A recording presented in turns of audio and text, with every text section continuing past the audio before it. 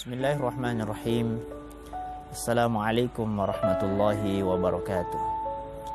Alhamdulillahilladzi qaddara fahada, alladzi khalaqa kulla syai'in faqaddarahu taqdira. Wassalatu wassalamu ala man arsalahu Allahu basyira wa nadhira. Amma ba'd. Para pendengar, penyimak, hamba-hamba Allah yang mulia, setelah kita memahami bahwa hidup harus identik, niscaya dan pasti ada ujian.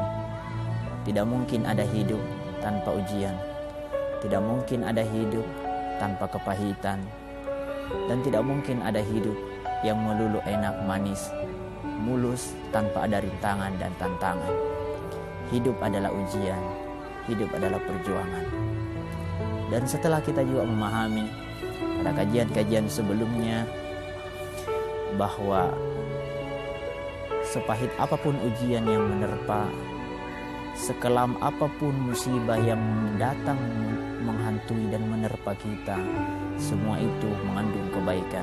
Semua itu adalah baik, semua itu adalah positif adanya. Tidak ada yang buruk, tidak ada yang negatif yang datang dari Allah Subhanahu wa Ta'ala.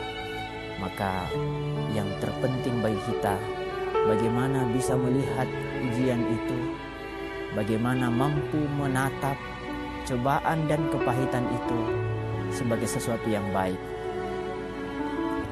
Mengapa ujian itu dianggap baik? Karena memang baik dan mengandung kebaikan-kebaikan dan kemuliaan. Kita lihat mengapa orang berlomba-lomba ingin, bahkan berebut untuk ikut ujian tes pegawai negeri.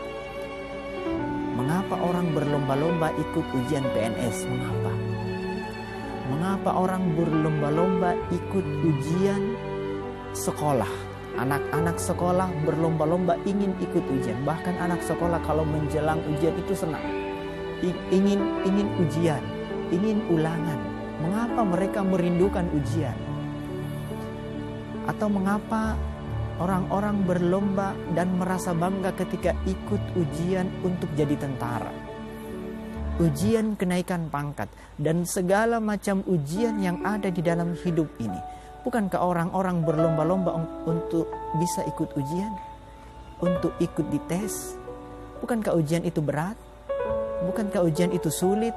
Tapi mengapa orang berlomba-lomba sampai kemarin ketika pendaftaran PNS ramai di mana-mana? Orang ingin lolos berkas. Kenapa? Supaya ingin dites. Kenapa orang mau dites? Bukankah tes itu mudah?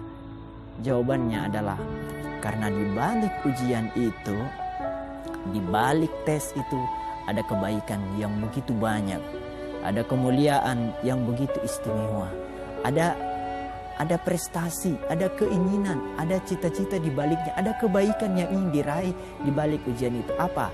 Gaji, kehidupan yang layak, dan segala kebaikan lainnya.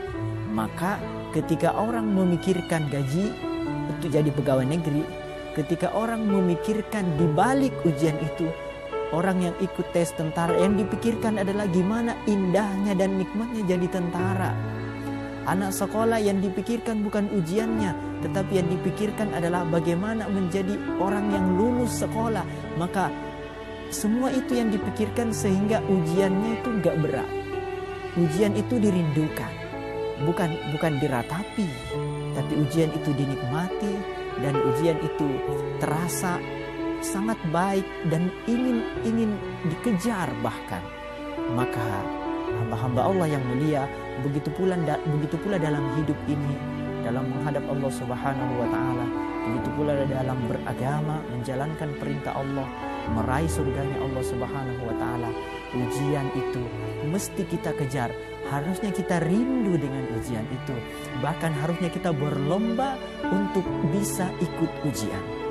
Maka siapapun yang diberikan ujian oleh Allah Subhanahu wa Ta'ala, maka dia ciri-ciri akan meraih keistimewaan, ciri-ciri atau tanda-tanda akan meraih kemuliaan dan kebaikan dan keberkahan di dalam hidupnya.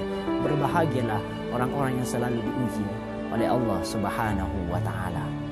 hamba-hamba Allah yang mulia, harusnya di dalam ujian yang kita pikirkan bukan bagaimana ujian itu cepat berlalu, tetapi bagaimana kita bisa lolos dari ujian itu, bagaimana kita bisa meraih kemuliaan, kita lulus di ujian itu, kita bisa meraih kemenangan, semakin dekat dengan Allah Subhanahu wa taala.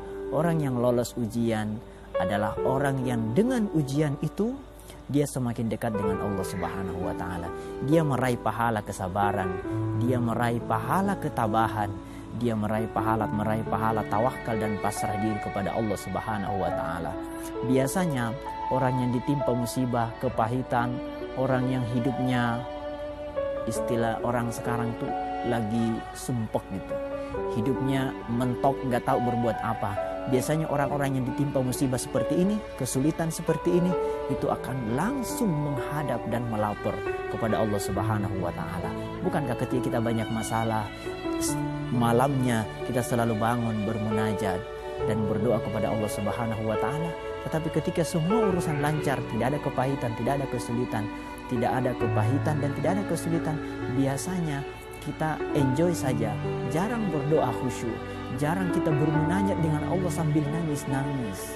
Tetapi ketika kepahitan dan kesulitan menerpa, di sanalah kita diundang oleh Allah Subhanahu wa taala untuk datang menghadapnya, untuk datang berdoa dan memohon dan mendekatkan diri kepadanya.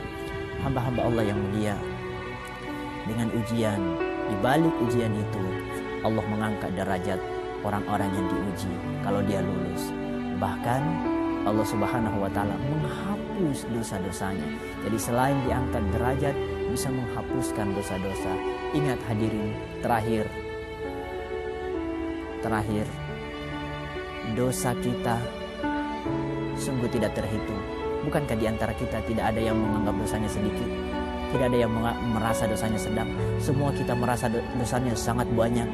Maka untuk menghapus, untuk menghilangkan dosa-dosa itu, mungkin istighfar kita tidak cukup, mungkin sholat malam kita tidak cukup, mungkin bacaan Quran kita sangat sedikit, mungkin sholat kita sangat sedikit, zikir kita semua sedikit, atau mungkin kalaupun semua ibadah kita banyak, tapi tidak bisa mengimbangi dosa yang sangat begitu banyaknya. Maka untuk mengampuni semua dosa-dosa yang begitu banyak, Allah datangkan musibah itu, Allah datangkan kepahitan itu untuk membantu ibadah, menghapus dosa-dosa kita. Maka nikmatilah, seberat apapun kepahitan yang menerpa kita, semuanya pasti baik dan untuk mengangkat derajat kita dan mendekatkan diri kita kepada Allah Subhanahu wa taala. Selamat menjalani hidup ini. Semoga kita semuanya lulus hingga dekat dengan Allah Subhanahu wa taala. Assalamualaikum warahmatullahi wabarakatuh.